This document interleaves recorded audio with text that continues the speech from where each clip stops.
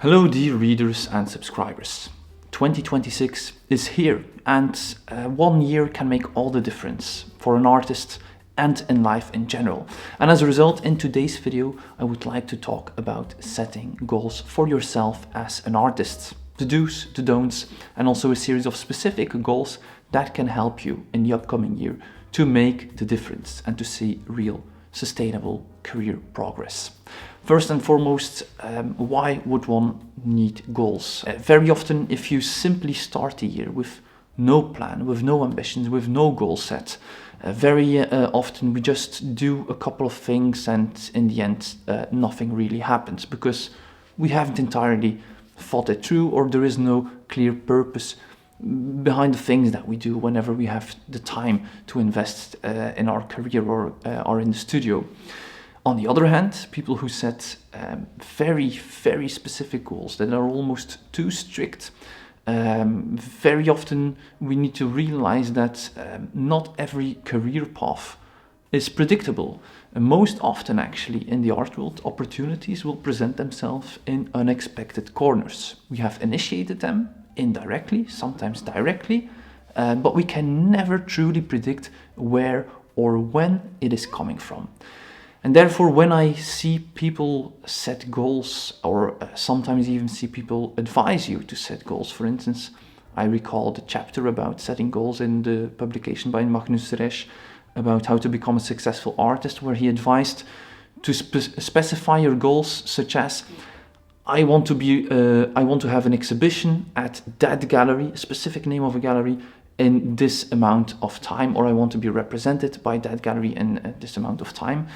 Whereas that makes it very specific to pursue. One can never truly predict that. We can try to initiate it by networking with the artists and the gallery, improving your art, etc.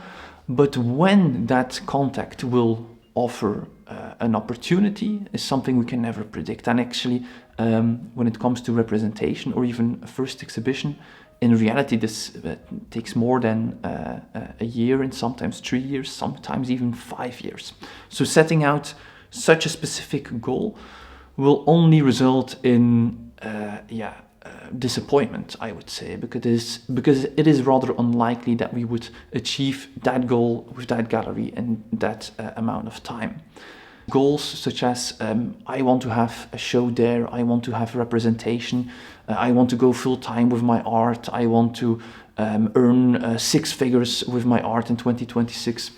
These goals are very much oriented towards the outcome. They focus on what we want. However, when setting goals, and this is what we're going to talk about in this video, instead of focusing on what we want, let's focus on what we can do. We want specific goals, but we also want them to be achievable in the sense that we are in control of achieving that goal and not external factors. So therefore, it is very important to set out a series of goals that we can actually do, that we are completely in charge of, and also making sure that these goals will also optimize our chances for achieving what in the end we want.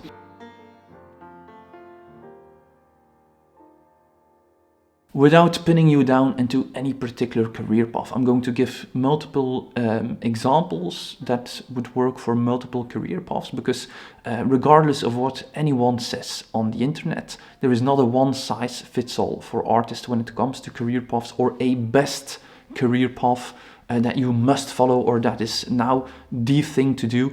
It all depends on you, who you are as an artist, what type of artist you want to be, what type of art you create, and what your talents are. And this brings us to actually our first goal as an artist. And this would be for the beginner artist or novice artist, or the artist who has been practicing it as a hobby and now wants to take it more seriously, which is figuring out your career path, figuring out where you want to go. And this might sound a bit ridiculous, but there does goes a lot of work in it, because you need to inform yourself to be able to make that decision. I strongly recommend in this case to watch our video on how to find the place where you are appreciated best in the art world. Even more, I want you to consult the article, because there I provide tables with all the pros and cons, but also the career strategies that it involves, which we can then use for the rest of our goals in this chapter. For instance, if you create fine art landscapes, very skillfully rendered, then the contemporary art world will not work. The decorative art world will be a little bit more trickier. But for fine art galleries and, for instance, an e-commerce model, that would work well. So there are a lot of subtle distinctions. First, figure out where your art is appreciated most with our article, and then also explore that realm of the art world. If it would, for instance, be contemporary art world, then explore the contemporary art world, get to know it, to see if you like the art, if you see that you like the tone or whatever they do, or how they go about their business, simply informing yourself to then commit to a specific career path. Our second goal is perhaps one of the most important goals one can set out. It's something we discussed in a recent video with 5 things successful artists understand. And it is setting yourself the target to reach or to achieve at least 8 hours of studio time or art time or career time every single week. This is a goal that we discussed with our work-life art balance. We need to have sufficient time to reach any sort of progress. So setting that target by organizing your life was a good New Year's resolution to work 2 hours every evening after work, or to spend your entire Saturday during the weekend to work on your art. And for those who can be a bit more ambitious, you can even set that target to 10, 12, or perhaps 15 hours a week. Very important goal, so and something we are in complete control of, so definitely put that one on your list for next year. A third goal you want to set out, and I think this is something that for most artists should be on your list with goals for 2026, is completing a full body of works, a mature series of works. It is very important for an artist to sometimes work in series, because it very often gives you the opportunity to go a bit more in depth and learn more, have a deeper understanding about a particular subject, a particular technique, a particular color palette, a particular composition, etc., and truly make it your own. So definitely set this as a goal, and this is important. For instance, if you would go for the e-commerce path, then you need at least 10 to 12 works for your launch of your e-commerce, where you create a buzz of excitement around the work presenting that collection. But also, if you want to work with galleries, whether they are decorative art galleries, fine art galleries, or contemporary art galleries, then you also need a full cycle of works that can be presented in this cohesive whole, where there is this synergy between the works, that they start to support each other. A next goal, and this could be both for the artist who wants to have a career in the contemporary art world and the artist who wants to represent himself, is, for instance, setting behavioral goals on social media. For instance, set out the target to publish 3 times every single week on Instagram, for instance. Many people might wonder, well, I'm not a robot, I can't produce 3 artworks every single week, and that is completely correct. Personally, I produce between 20 to 30 works a year. So this is something we have actually discussed, how you can batch content about your artworks. So let's say after finishing a cycle of work, then you document that work and create a batch of content for every single artwork that we can then share in the coming weeks, months, even across an entire year. Think of our video on that discusses the truth of mock-ups for artists, and also the industry-approved mock-ups that we offer that are being used by leading galleries, for instance. That gives you the opportunity to share a single artwork 5 to 6 times, because the way it is shared or documented is different. Also bear in mind, don't expect your followers to grow magically simply by posting more.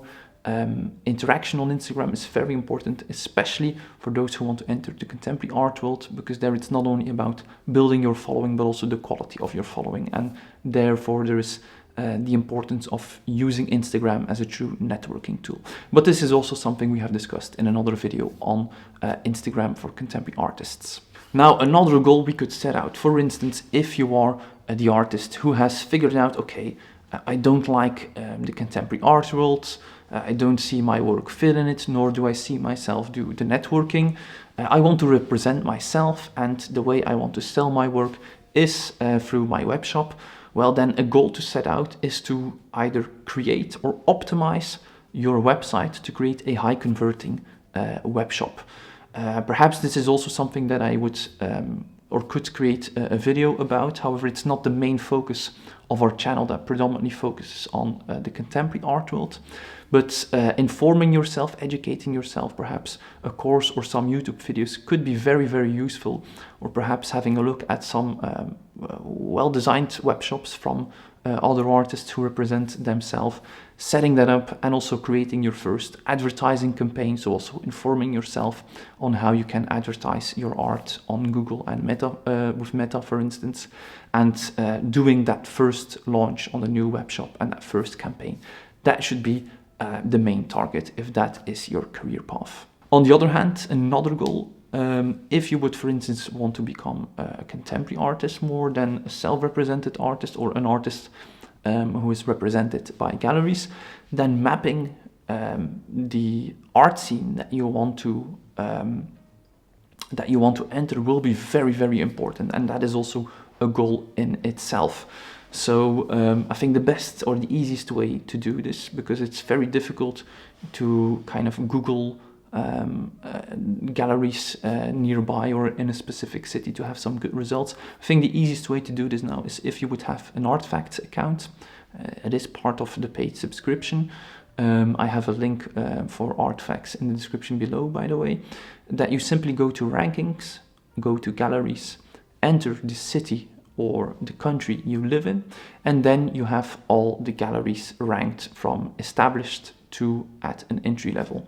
I would say the top 1,000 globally are galleries that are out of the reach of the novice artist or even the new emerging artist, possibly for the advanced emerging artist, but still rather difficult. And then everything between 1,000 and 4,000 is a good entry level. Beyond 4,000 is perhaps a gallery that is a bit less significant for further career progress. But when starting out, we can't be too picky either. So now you can really map, okay, which galleries are there in my city? Where are they? Let's visit a couple. Who have they in the program? Are there any artists that I like and that I should write down as possible contacts, etc.